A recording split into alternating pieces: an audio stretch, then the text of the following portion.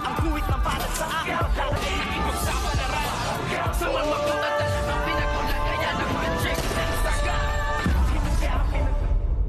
Good morning and welcome sa aking munting channel. Natakasan nga ng grupo nitong si Tanggol ang mga pulis na humahabol nga sa kanila at dito nga ay nakuha rin nila ang mga diamante, ang pinagbabawal na gamot at ang pinakamalaking diamante. Ngunit ito nga ay sadyang kinuha nito ngang si Tanggol dahil nga nasilaw siya sa diamante at dito nga ay nakabalik na sila sa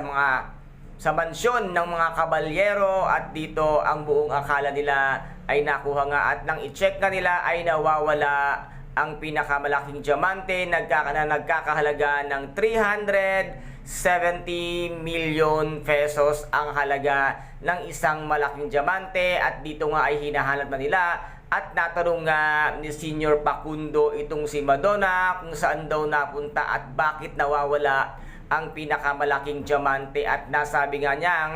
niligtas lamang siya ni Tanggol at habang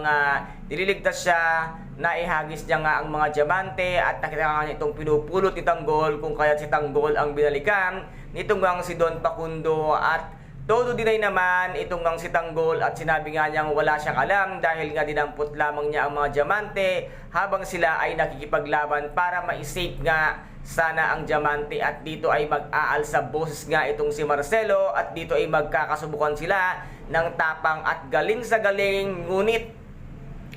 mawawalan pa rin ng konting tiwala itong ang si Don Pacundo kay Tanggol dahil alam na alam niyang si Tanggol ang kumuha nga ng pinakamalaking diamante dahil nga nasabi ni Madonna na si Tanggol ang pumulot ng mga diamante ngunit sisingilin pa rin ni Tanggol itong ang si Marcelo sa kanilang bayad sa pagsugpo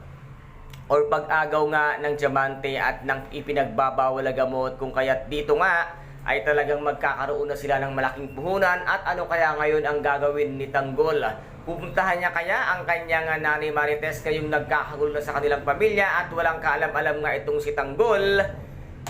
na nagkita na pala ang kanyang tunay na ama na si Ramon at ito ngang si Aling Marites. Kaya guys, ito po ang ating pakaaabangan dito nga sa tinaguriang pambansang teleserye